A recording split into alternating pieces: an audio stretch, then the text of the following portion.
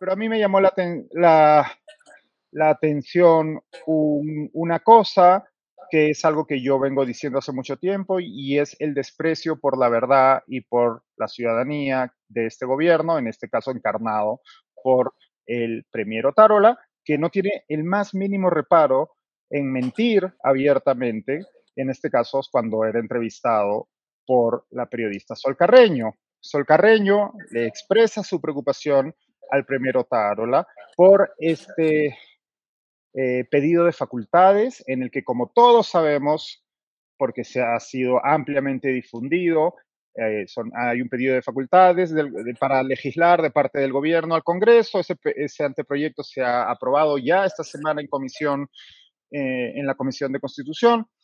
Y en ese pedido creo que Kenneth tiene la imagen, nos la puede mostrar. Hay un pedido específico del Ejecutivo que dice así, ¿no? Sancionar a los instigadores del delito de disturbio toda vez que en el marco de las protestas se han perpetrado, como se ha mencionado anteriormente, los delitos de disturbio y entorpecimiento a los servicios públicos. Ilícitos que muchas veces han sido cometidos a consecuencia de instigación, incluso de funcionarios públicos, y esta es la parte relevante, y de comunicadores que utilizando medios de comunicación masivos han convocado a distintas marchas, incluso incitando a la violencia. Evidentemente, ese fragmento ha sido interpretado por las distintas asociaciones de prensa y periodistas e incluso por organizaciones internacionales como un atentado contra la libertad de prensa y expresión en nuestro país. Cuando la periodista Sol Carreño le dice esto al señor Otárola esta noche, él dice que no sabe de qué le está hablando, que no hay ningún proyecto. Comunicadores, ¿de qué me habla? ¿No? Y Sol Carreño, bien en su trabajo como periodista, y le dicen, discúlpeme, pero esto ha sido reportado, todos hemos visto el anteproyecto. No, no, yo le aseguro a usted que no va a haber ninguna ley en contra de la... Bueno, pero sí ha sido aprobado a solicitud suya en la Comisión de Constitución, ¿no?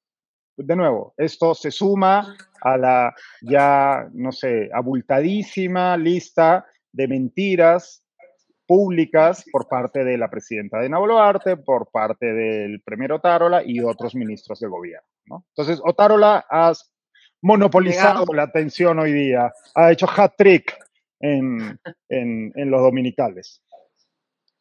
Sí, y es verdaderamente increíble, ¿no? Que frente a un documento que está, no sé si alguna vez alguien ha tratado de buscar un proyecto de ley, pero todo está publicado en la página web del Todo Congreso, se complicado. publica el proyecto de ley enviado por el Ejecutivo, el dictamen que aprueba finalmente la comisión designada y el texto final que aprueba el Pleno, que todavía esto va a tener que pasar por el Pleno del Congreso, así que no es que... Literalmente he tardado 20 segundos en encontrar el proyecto de ley luego de escuchar la entrevista, ¿no? O sea, Ujú. no había no era un secreto, no era difícil. De hecho, todos hemos leído múltiples columnas, artículos, reflexiones, las quejas del Consejo de la Prensa, de IPIS y de otras organizaciones. Y dicho esto, también, claro, esto en la semana en que la presidenta Boluarte va a tener que ir a pararse delante de la ONU, que ya ha criticado el accionar del gobierno también en lo que a libertad de prensa se refiere. ¿No? Es que no les importa, eso es lo fascinante, no, les da exactamente igual,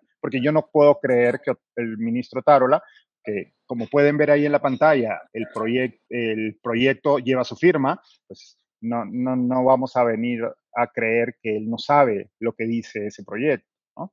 Claro, y hay que recordar que las facultades delegadas son, como le dice su nombre, una delegación de facultades. El Uh Congreso, que -huh. tiene el poder legislativo, le permite al Ejecutivo legislar directamente en una serie de materias sobre las cuales el Ejecutivo no tiene que dar mucho detalle, ¿no? Es como, Uh -huh. voy a legislar más o menos sobre esto y más o menos sobre esto. Entonces es preocupante que estos detalles sean los que se incluyan en el proyecto de ley, ¿no? Y creo que no se pueden hacer mucho los locos respecto a cuál era la intención final. Y la preocupación es que también, ¿qué es incitar? ¿No? Yo puedo decir, bueno, se ha convocado una marcha mañana, eso es informativo, pero puede ser interpretado, como el Congreso está interpretando muchas cosas, como una convocatoria, ¿no? A la marcha, y eso significaría que sea complejo incluso cubrir manifestaciones para la prensa, ¿no? Augusto, un poco tú cómo viste la entrevista a Otárola, ¿hay algún otro tema que te haya llamado la atención? Hay varios, ¿no? Sobre Ya. este tema, solo para precisar, eh, lo que hace el gobierno es pedir facultades sobre una lista de temas, y entiendo, me parece que lo que está queriendo decir de manera bien cuestionable, digamos, es que no necesariamente todas las cosas que han pedido las van a terminar regulando, ¿no? Pero claro, ¿Para qué por las eso piden? por eso lo que se le pedía al gobierno era que modificara ese pedido y Ujú. sacara esa parte, que es a lo que se han resistido, digamos, que no han querido hacer, para tenerlo ahí pues como una especie de amenaza latente, ¿no?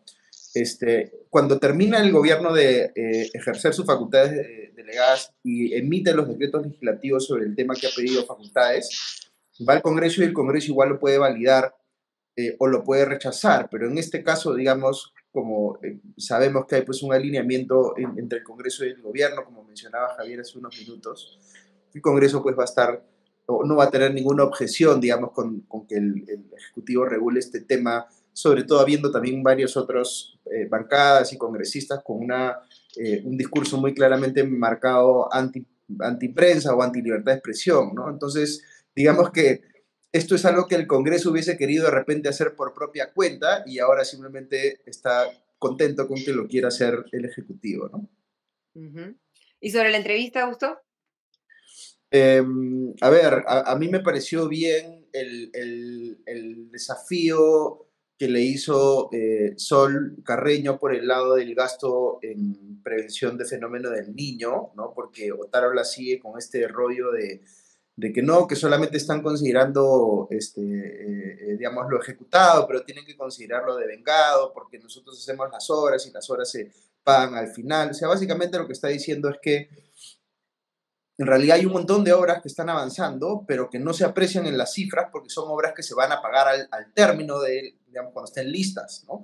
Pero tampoco vemos inauguraciones o manifestaciones de que las cosas ya están tangiblemente concretadas, digamos. Entonces, es lo mismo que nada, digamos, ¿no? Ahí está simplemente queriendo jugar un poco con las cifras para generar la impresión de que está el gobierno más avanzado en este tema cuando no lo está.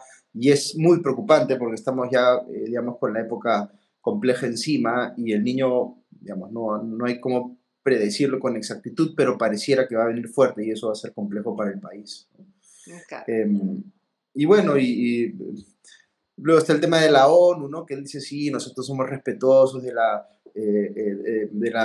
Pacto de San José y de la OEA, y ahora la presidenta está en la OEA, perdón, en la ONU, etcétera, etcétera.